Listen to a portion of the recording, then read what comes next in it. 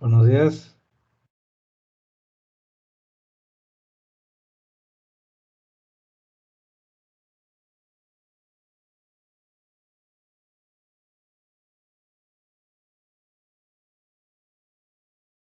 Buenos días, profe. ¿Qué tal? ¿Qué tal? Buenos días.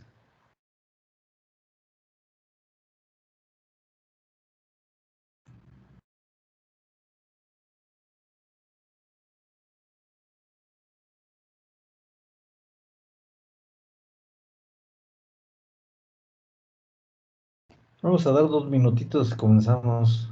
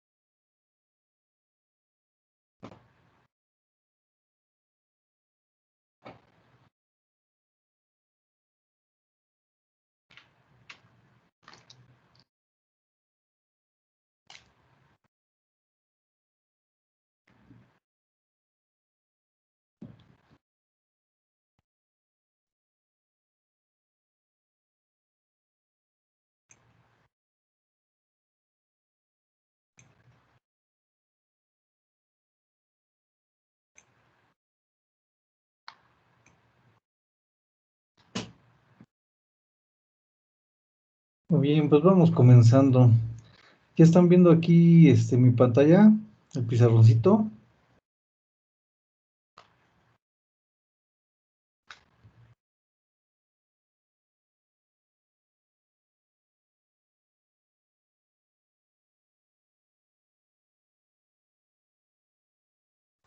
Sí, profe, ya se ve. Ah, ok. Gracias. Bueno, pues recordando un poquito, sí, lo que vimos en la clase pasada, pues también terminamos nuestro ejemplo de compensador derivativo, donde propusimos el cero del compensador, si recuerdan. Sí, entonces ahí básicamente, sí, pues ahora sí que al proponer el cero, pues estamos, ahora sí que, como dicen por ahí, ¿verdad? A expensas de cómo se comporte nuestro sistema. Sí, aquí precisamente con esta tabla dijimos, vamos a poner como referencia el polo real mayor, que dijimos que era el de -1, ¿no? Bueno, es en este caso el de -1.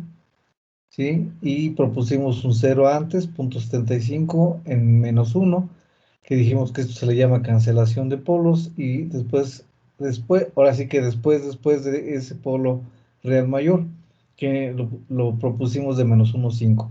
En los tres casos vimos nuestra respuesta transitoria y mejora con respecto al sistema original que tenemos aquí al principio, ¿sí? Entonces, vimos que efectivamente, ¿sí? El adicionar un cero, ¿sí? A nuestro sistema, pues precisamente mejora la respuesta transitoria. Pero aquí decíamos, la palabra clave es proponer la localización del cero, ¿sí? Ya después dijimos, bueno, está muy bien. Sí, ya mejoran los tres casos, entre los tres uno mejor que otro. Sí, vimos la cuestión del sobreimpulso, tiempo de establecimiento, etcétera, ¿no? Pero dijimos, bueno, ¿qué pasa si en un momento dado nos piden requerimientos de diseño? O sea, hay condiciones de diseño. Aquí lo estamos subrayando. Sí, entonces, cuando eso pasa, sí, estos requerimientos de diseño, pues lógicamente están con base a nuestros parámetros de rendimiento, principalmente sobre impulso, tiempo de crecimiento y establecimiento, ¿no?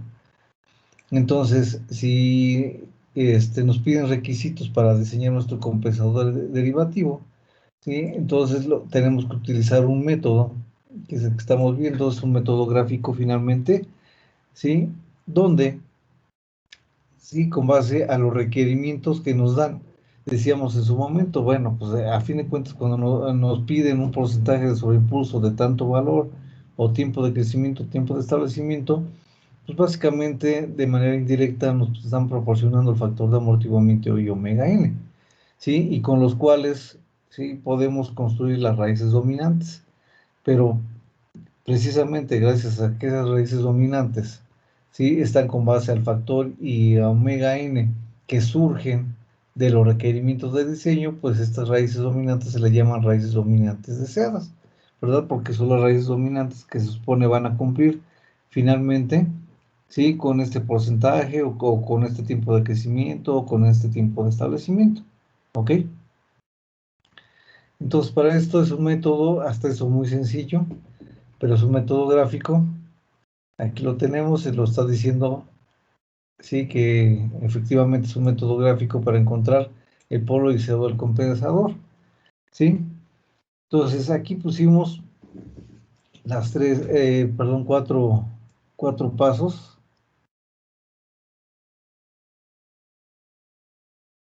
y ahorita pues nos quedamos aquí en la cuestión gráfica precisamente, ¿no?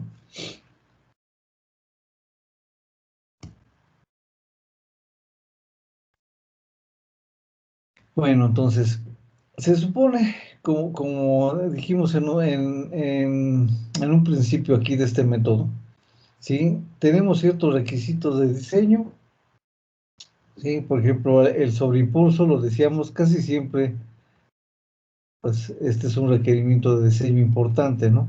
Vuelvo a lo mismo, ahorita no copien esto lo borramos, ¿sí? Pero nada más para recordar, ya saben que es 100 por E a la menos pi factor sobre la raíz de 1 menos el factor. De hecho, desde control 1 sabemos que a partir de aquí podemos sacar el factor de amortiguamiento, ya sea el tiempo de crecimiento o tiempo de establecimiento, en los dos son inversamente proporcionales a omega n. Sí, entonces, con cualquiera de estos tiempos que nos los pongan como un requerimiento de diseño, pues a partir de ahí vamos a obtener omega n. Y si ya tenemos, como decíamos hace ratito, omega n y el factor, pues podemos construir nuestras raíces deseadas, ¿no? Sí, que son menos factor omega n más menos j. ¿Se acuerdan? Omega n por la raíz, ¿no? Otra vez. Y ya están. Bueno, pues estas raíces, ya dijimos, son las raíces deseadas, ¿sí? Y estas raíces deseadas, pues lo que vamos a hacer aquí es colocarlas directamente, ¿sí? En nuestro plano S. Aquí las tenemos, ¿ok? ¿Vale? Entonces les ponemos aquí S2, ¿sí? Como ven, cuando tenemos este caso y tendríamos ya un sistema, sí, regularmente cuando aplicamos esto no es muy necesario, sí, el encontrar el lugar de las raíces del sistema original, sí, porque ya tenemos aquí, sí, las raíces deseadas, ¿no? Que son S2. ¿ok? Entonces, según el procedimiento, ¿sí? Para este método, ¿qué nos dice? Voy a borrar esto para que no estorbe.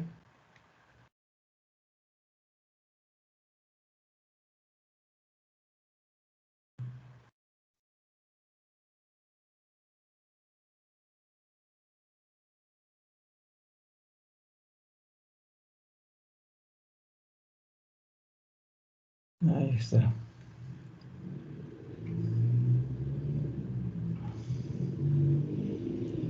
Bueno, nos dice, como primer paso, localizar las raíces deseadas, ¿no? S2, ya explicamos cómo sale, ¿no? Entonces, lógico, ¿en dónde? Pues en el plano S, aquí lo estamos viendo en nuestro plano S. Entonces, ahora, dice, una vez que se tienen localizada, ¿sí? Nuestras raíces deseadas, que son las dominantes, ¿no? Dice que vamos a dibujar una recta, ¿sí? Desde esta raíz deseada hasta el origen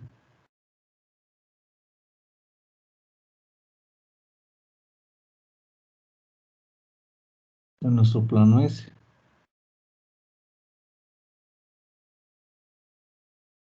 Sí, ahí está, nada más que está muy chueca.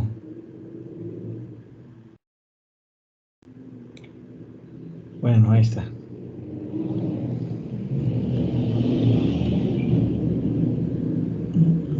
Esta de acá no me gustó.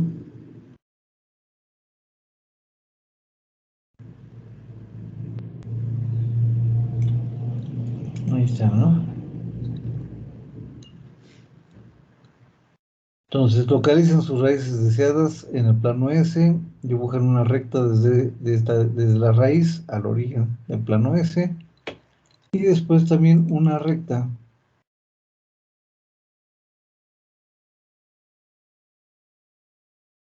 Aquí la ponemos.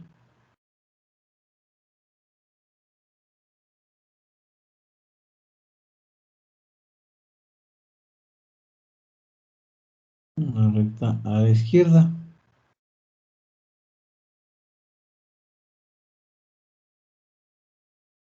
Una recta horizontal, ¿eh?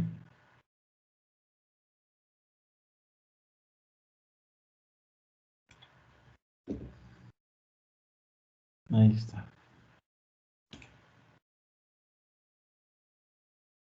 ¿Sí?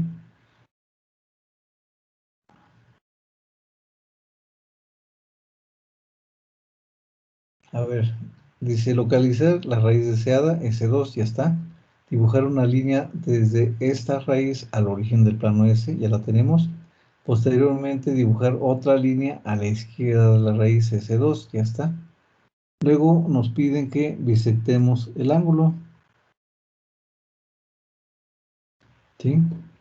Entonces, ¿qué vamos a hacer? Bueno, todo esto obviamente hay que estarlo dibujando nosotros, ¿sí? Entonces, bisectar el ángulo sí, pero no entre estas dos rectas, ¿sí? Entonces, ¿qué quiere decir? Que lo que debemos de hacer es poner aquí nuestro transportador, claro, aquí con el centro, hasta en las raíces, aquí está, y vamos a medir este ángulo, ¿sí? Entonces, a ver, lo voy a poner ahorita con el color de los ejes, ¿no? Entonces, ustedes medirían este ángulo, ¿sí? No, es que no quiero llenar aquí de cosas.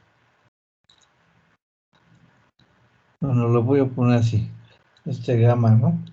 ¿Sí? Entonces ustedes lo miden y lo bisectan, pues ¿qué es? Pues pone, una vez que lo miden, ¿sí? Sacan la mitad, así de sencillo, ¿sí?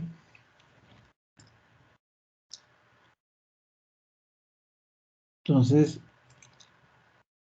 lo bisectan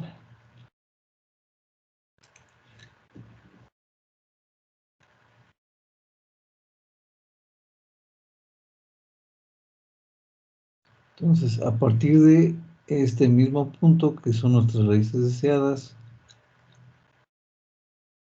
¿sí? A ver aquí para que se vea.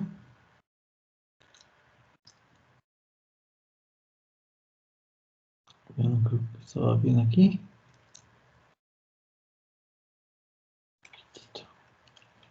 Ahí está. ¿Sí?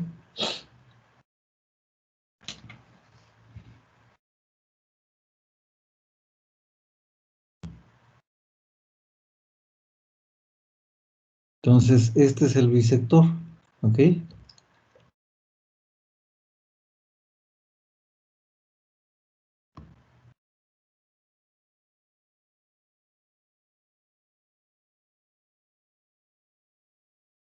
Entonces, a ver, repasamos. Tenemos localizamos nuestras raíces deseadas S2 en el plano, ahí está. Dibujamos una recta desde esta raíz al origen, una recta horizontal a la izquierda, ahí está. Medimos este ángulo entre las dos rectas y le sacamos mitad y bueno, pues ese va a ser nuestro bisector, ¿ok? Ya lo tenemos. Después, ¿qué nos dice el método?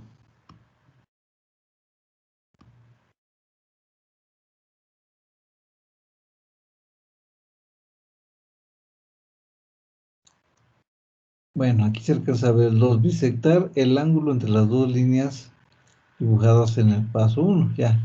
Medir el ángulo FICE entre 2 sobre ambos lados del bisector dibujado en el paso 1.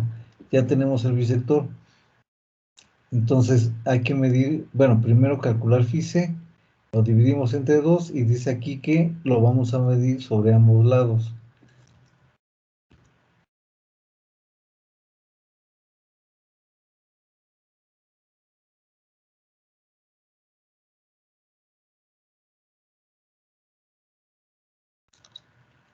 Bueno, una vez que tenemos FICE entre 2, ¿sí? Lo que decíamos,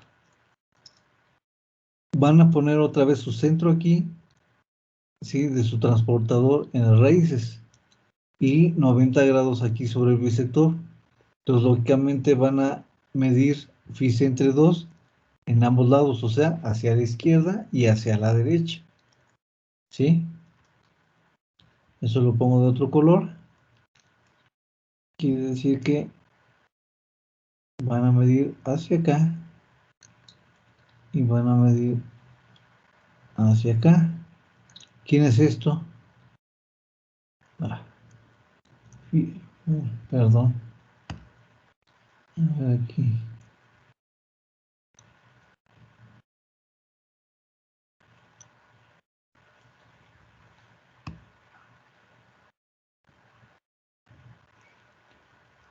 Entonces aquí medimos. Vamos a lo chueco aquí. FICE entre 2 y FICE entre 2. Ok. Entonces, una vez que ustedes miden su ángulo, obviamente aquí le ponen un puntito, ¿verdad? Para saber. Ok, caray. Bueno, de ni modo, aprovecho aquí. Entonces, otra vez toman como referencia, ¿sí? Nuestras raíces deseadas, aquí está. Y después, con base a este ángulo, ¿sí? Lo respetamos y esta recta que estamos aquí dibujando, la vamos a prolongar hasta que intersecte el eje real negativo. ¿Sí? Ahí lo tenemos. ¿Ok? Ahí está. Y después el otro FICE entre 2.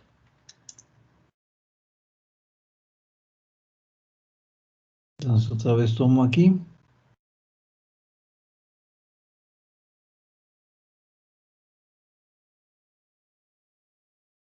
Respetando.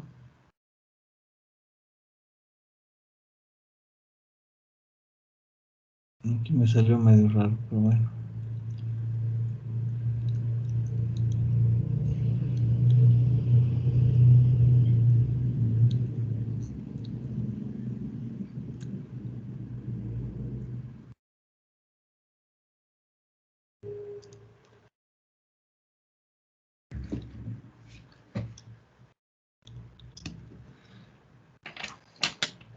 Muy bien, entonces, ya que tenemos sí, nuestras dos líneas con este ángulo fijo entre dos, lo único que tendríamos que hacer es medir. Aquí hay que eh, graduar, ¿sí? Nuestros ejes, ¿no? Entonces, esto es importante, claro, con una regla, aquí no se vale hacerlo ahí se va. Por decir algo, ¿eh? Aunque ahorita sí pues, lo estoy haciendo a sentimiento, pero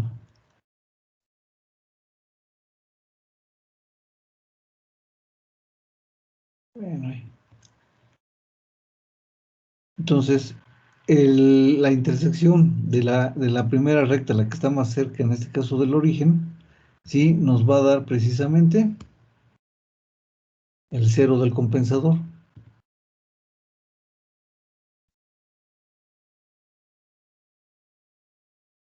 Entonces, este va a ser el cero del compensador. Y la que está más alejada de esta intersección nos va a dar el polo del compensador.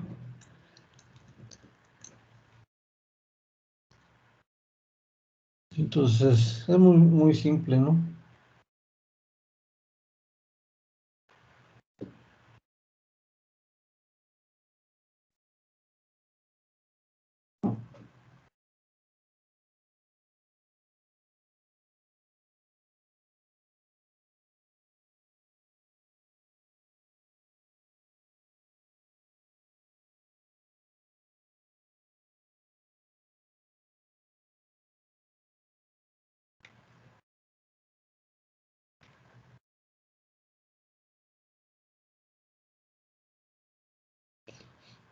¿Hay alguna duda en esto?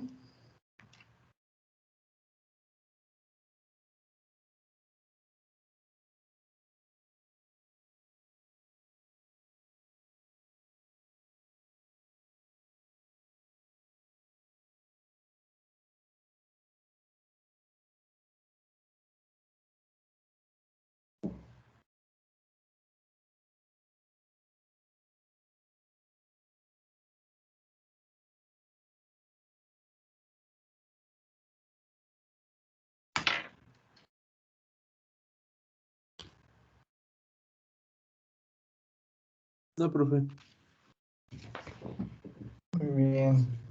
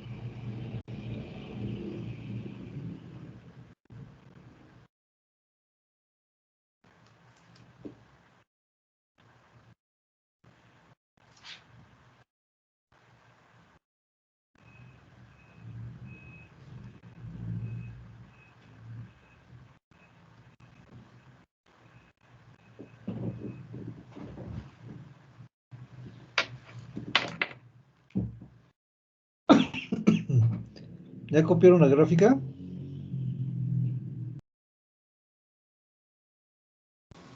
Ya, profe. Sí, Muy profe. bien, muy bien. Bueno, vamos a ver el último, pues ahora sí que mezcla de compensadores. Ya vimos el integral, el derivativo, ¿no? Y sobre todo el derivativo, como vimos, pues nos enfocamos también bastante. El integral, pues no hay, ahora sí que no hay mucho, ¿no? Más que se utiliza para reducir el error. En este caso, ya el derivativo tenemos dos grandes opciones, ¿no? La de proponer, como dijimos, el cero del compensador, ¿sí? Pero ya saben ustedes, si ustedes lo proponen, entonces cuando hay requerimientos, pues no les va a ser de mucha ayuda, va a mejorar, sí, pero tal vez no cumplan con los requerimientos. Si ustedes tienen la necesidad de requerimientos de diseño, como dijimos, pues van a utilizar este método. Y como ven, es muy sencillo, ¿no?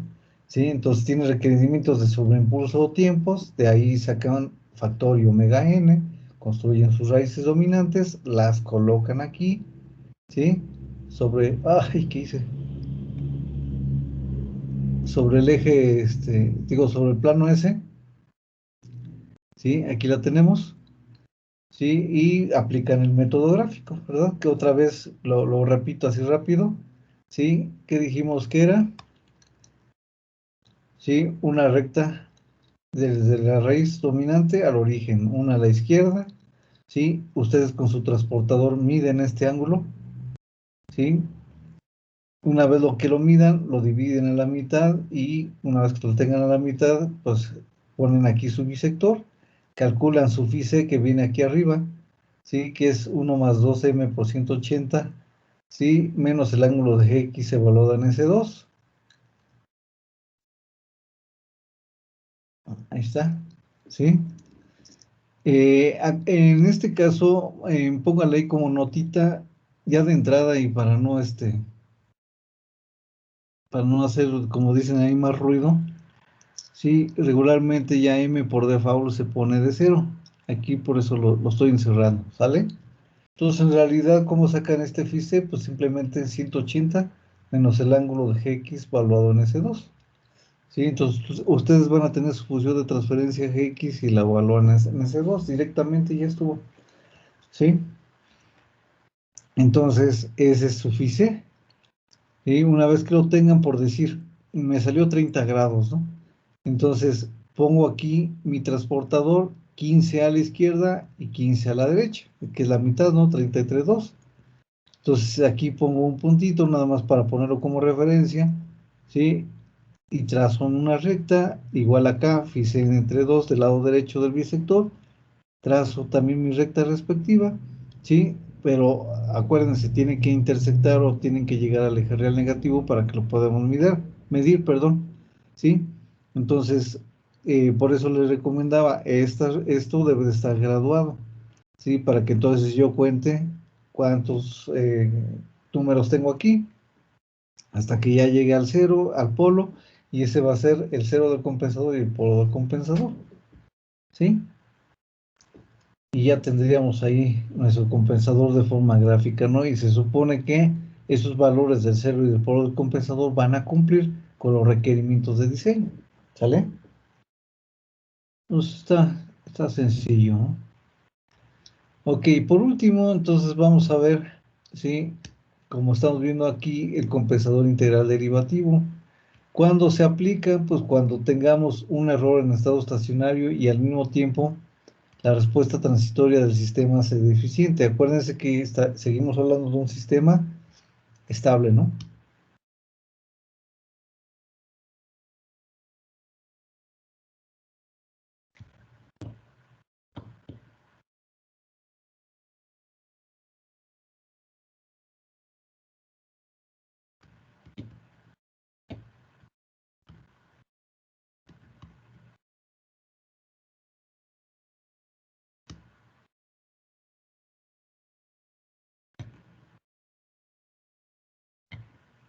No.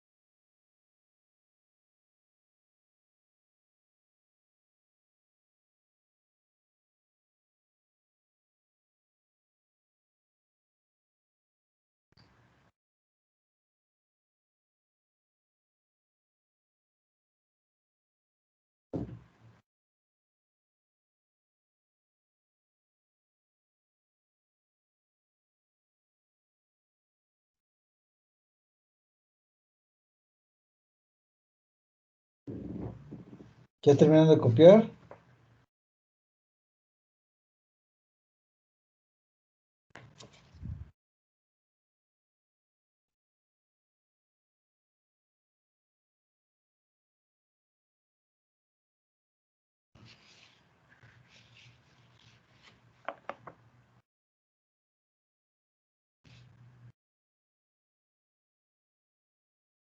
Ya, profe. Ok.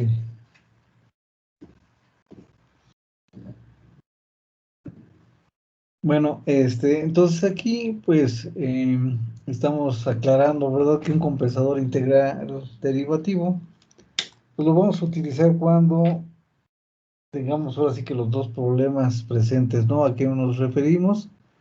Pues a que en un sistema estable, ¿sí? Porque eso sí, lo están aclarando, es un sistema estable, ¿sí?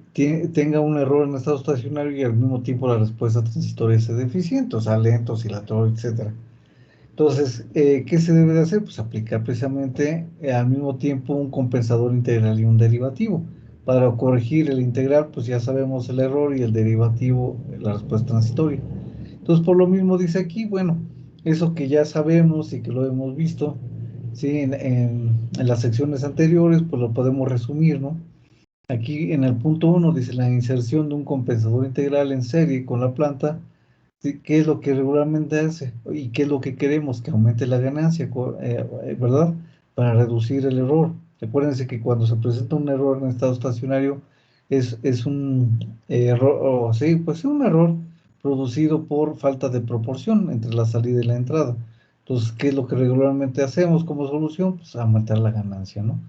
Entonces, ese compensador, como dice aquí, integral, sí, va a aumentar la ganancia, pero al mismo tiempo dice que debemos de tener una pequeña reducción en la frecuencia natural no amortiguada.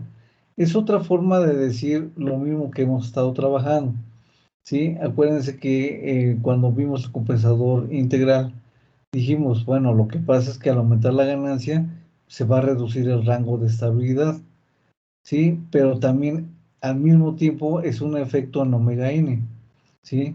Acordémonos que todo, lo voy a poner aquí arribita nada más para explicar esta parte.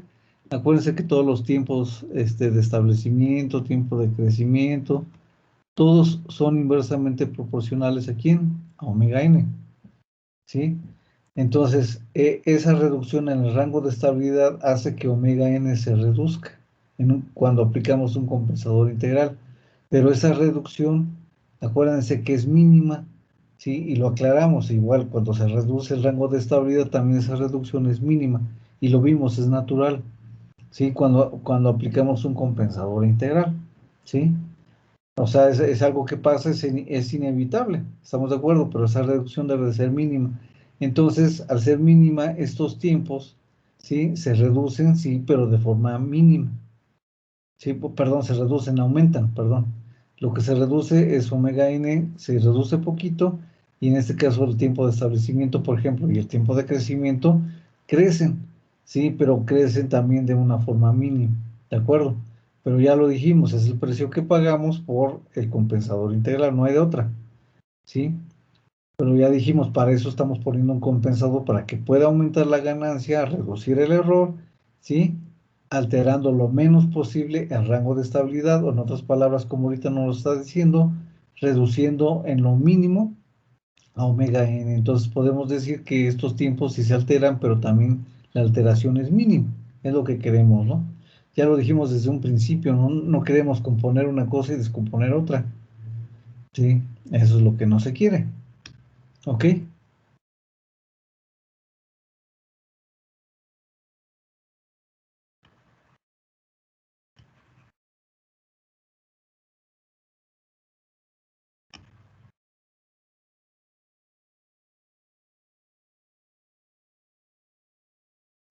Bueno, y aquí en el punto 2 dice la inserción de un compensador derivativo en serie con la planta produce un pequeño incremento en la ganancia, sí. Ya sabemos que aumenta el rango de estabilidad, pero directamente aumenta muy poquito la ganancia, porque no es el objetivo. Pero dice que sí lo que incrementa, ahora sí que de forma importante, que es la frecuencia natural no amortiguada, ¿sí? Ahora se puede decir en un momento dado que es el caso contrario, ¿no? Aumenta un poquito la ganancia porque se supone que ahora lo que queremos es afectar la respuesta transitoria, ¿sí? Entonces, al aumentar, estarán de acuerdo, vuelvo a poner lo mismo, ni modo, ya lo hubiera dejado. Pero bueno, ahorita lo borramos. Otra vez, los tiempos de establecimiento, crecimiento, etcétera, son inversamente proporcionales a omega n. Entonces, ¿el problema cuál es con la respuesta transitoria? Pues que es lento, oscilatorio, etcétera. Entonces, en este caso, cuando, sí, en este caso aplicamos el compensador derivativo y ya lo hemos estado viendo, ¿qué sucede? ¿Cuáles son los efectos? Pues sí hay un incremento de ganancia, ¿verdad?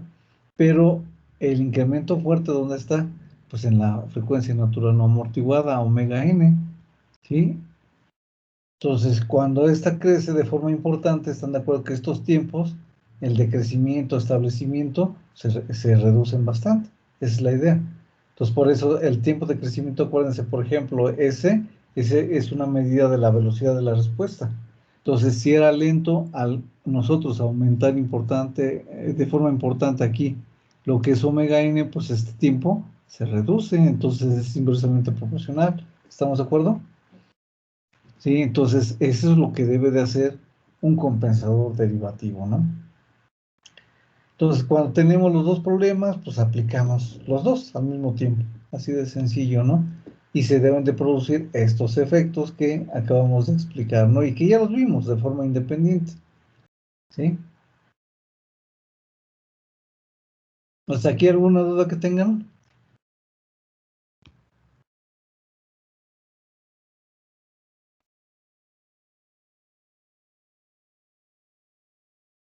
¿No hay dudas?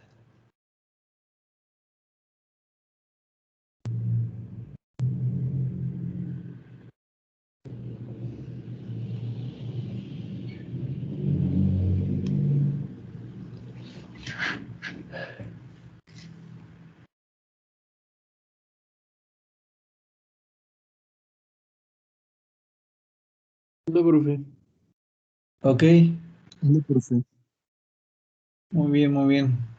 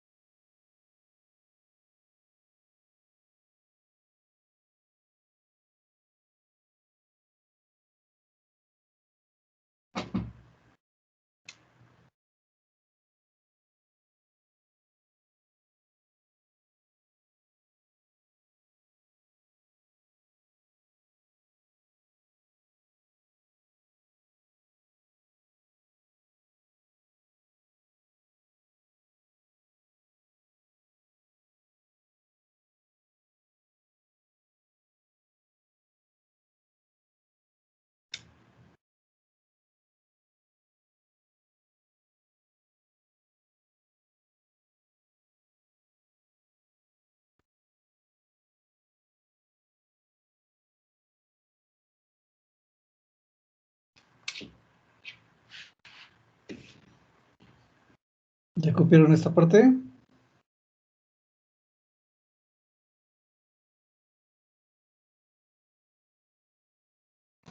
Ya, profe. Ok, bueno, aquí en este primer párrafo pues, estamos diciendo, vamos a unir los dos compensadores, entonces a fin de cuentas, pues la idea cuál es, pues que obtengamos las ventajas de cada uno, ¿verdad? Entonces, ¿qué es lo que debemos hacer? Bueno, pues el integral, como dice aquí, va a aumentar la ganancia para reducir el error. ¿Y qué va a ser el derivativo? Pues a fin de cuentas te va a aumentar omega n, ¿sí? Para hacer, por ejemplo, un sistema que era lento, lo hace más rápido, ¿no? ¿Sí? Y que oscilaba mucho, pues ahora oscila menos porque el tiempo de establecimiento lo va a cortar. ¿Sí me explico? Entonces, es esta parte, ¿no? Sí, nos está diciendo que vamos a tener las dos ventajas. Ahora, en un momento dado dice, bueno, los hemos visto hasta ahora de forma separada, pero ahora estos dos compensadores lo podemos ver como uno solo, ¿sí? Entonces, así como cada uno tiene su propia red de elementos pasivos, en este caso un compensador integral derivativo, también va a tener su propia red. Y como nos lo dice, esta red, como en el caso de los dos compensadores individuales, ¿sí? Están acoplados a un amplificador. Aquí también es el mismo caso, ¿no? Este amplificador ya sabemos que es un amplificador activo y que tiene dos principales objetivos. Uno, pues el de, obviamente el de amplificar, y el otro, como es activo, pues vamos a tener las ventajas, ¿sí? De un buen acoplamiento de impedancias, ¿verdad? Para no cargar, ¿sí? Nuestra red pasiva y que a su vez la red pasiva no cargue, ¿sí? El bloque que tenemos antes, ¿no? En nuestro sistema. Entonces, bueno, vamos a poner ahorita aquí el circuito o el diagrama de nuestro compensador integral derivativo, ¿verdad? Ya sería, digamos, el práctico.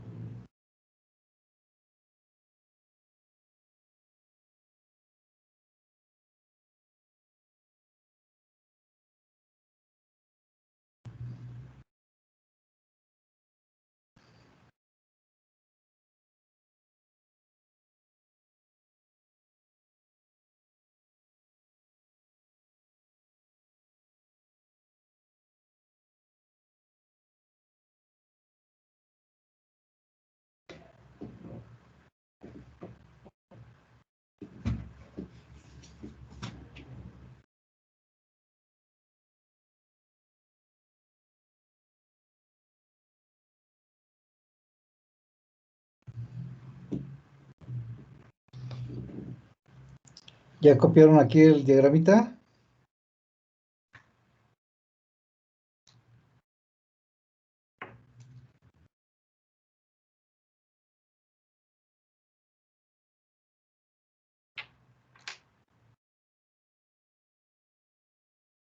Ya, profe. Muy bien. Pues como ven, pues la idea es que tengamos al mismo tiempo una red que produzca precisamente esa compensación integral y la compensación derivativa. Entonces, como pueden ver, tenemos dos resistencias y dos capacitores. Entonces, como dijimos, a fin de cuentas es un integrador y un derivador al mismo tiempo lo que estamos haciendo aquí mediante esta red. ¿Sí? Es una red pasiva, entonces por lo tanto necesitamos acoplarlo a un amplificador activo, ¿sí? Que proporciona la ganancia necesaria que vamos a necesitar y al mismo tiempo, como dijimos, pues acople impedancias, ¿verdad? ¿Sí? Para que en este caso, pues, no se amplifique el ruido acá en la señal de salida. ¿Sí? Entonces, ¿qué va a hacer esta red? Pues se supone que va a generar una ganancia, no las va a aumentar y al mismo tiempo debe de aumentar también la omega n, frecuencia natural no amortiguada, ¿no? Entonces, como habían dicho por acá, sí, lo que escribimos, pues, o sea, aquí al mismo tiempo se tienen los dos efectos de cada uno de los compensadores, ¿no? Y las dos ventajas. Ahí, ahí está. Bueno, ya que estamos con esto, pues vamos a sacar la función bueno, no sacarla, vamos a plantear la función de transferencia general, como le hemos hecho con los demás compensadores.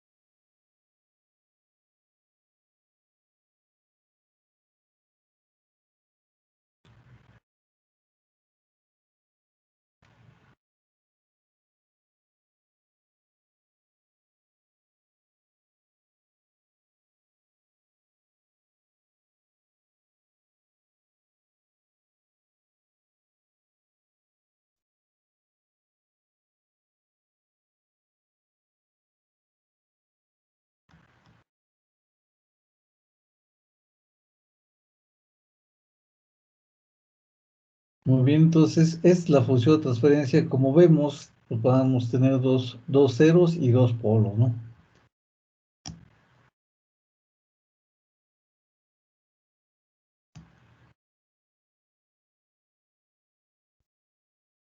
Vemos que nuevamente aparece aquí alfa y vamos a poner las condiciones.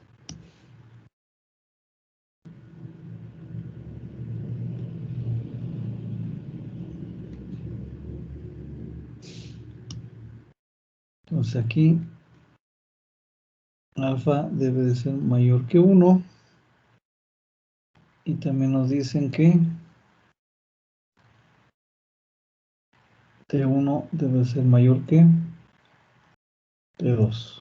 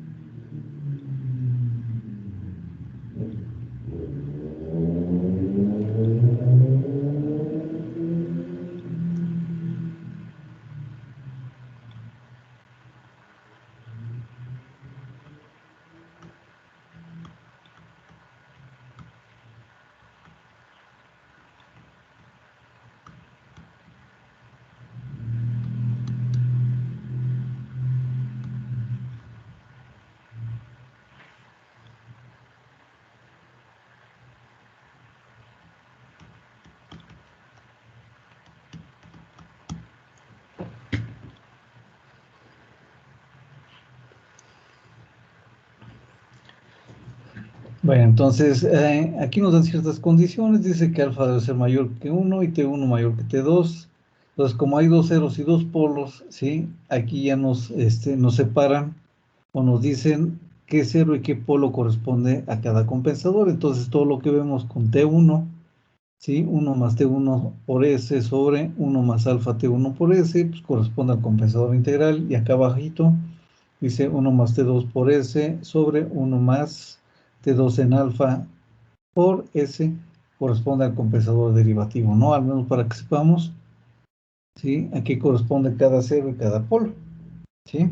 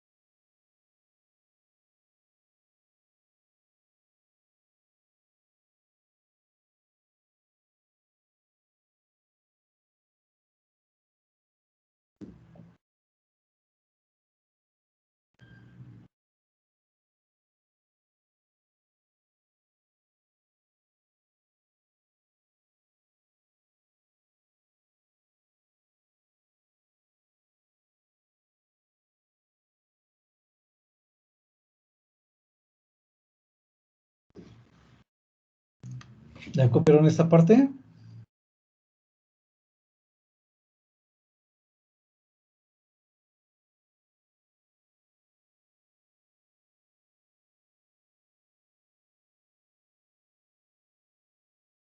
Ya, profe. Ok, ¿alguna duda sobre esto? No, profe. Ok, sí, ¿verdad? Bueno, pues en este caso no hay mucho problema.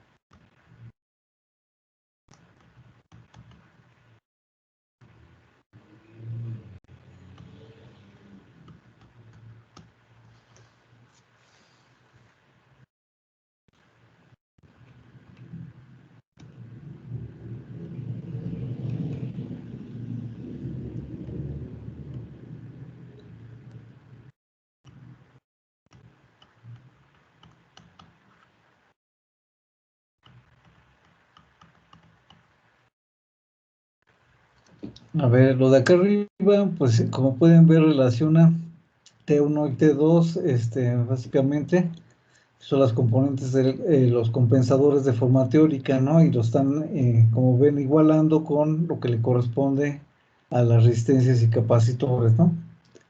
Sí, ya en un momento dado, cuando se quieren calcular R1, R2 y C, bueno, C1 y C2 también.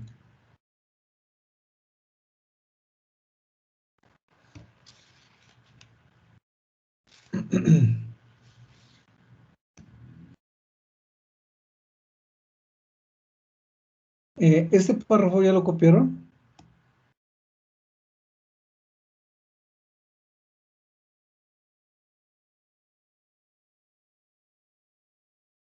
Ya, profe. Ah, ok. Bueno, entonces aquí nos están poniendo el método procedimiento. Si se fijan, no hay nada nuevo. El compensador integral que nos dice que hagamos, pues dice que el cero y el polo se seleccionan cerca entre ellos, ya lo sabíamos, con un alfa de aproximadamente 10, que es lo que hicimos en el ejemplo. Después el polo y el cero se localizan a la izquierda y cerca del origen. Y ya sabemos que el objetivo cuál es, pues que aumente la ganancia, ¿no? Y ahorita para la parte derivativa no nos metemos en problemas y ahorita como van a ver, lo que vamos a utilizar es la cancelación de polos. O sea, el ejemplo que vimos ahí con Mazda, ¿verdad? Digamos el término medio.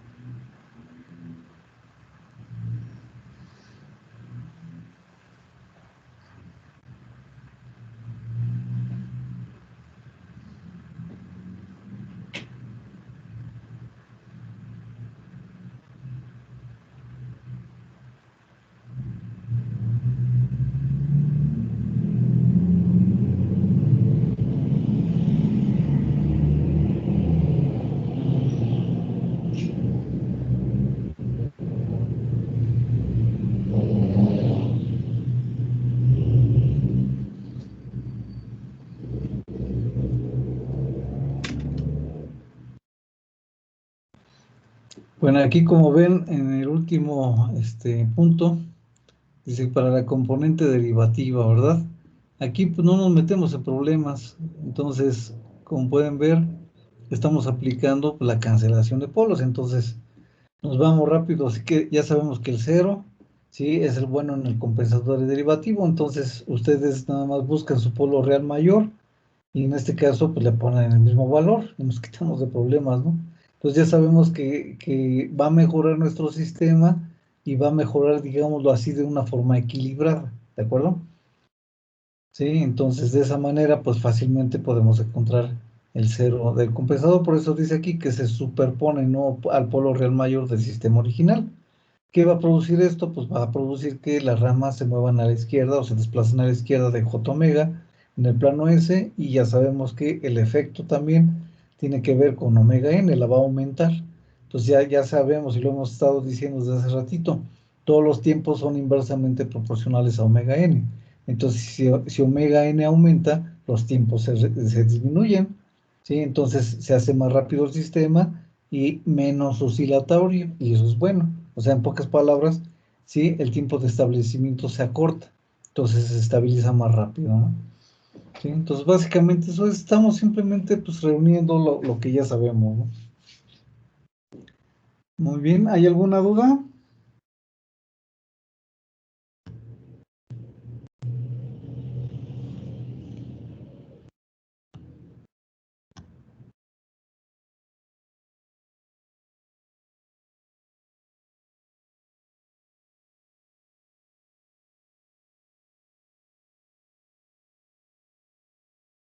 No, profe. Muy bien, muy bien.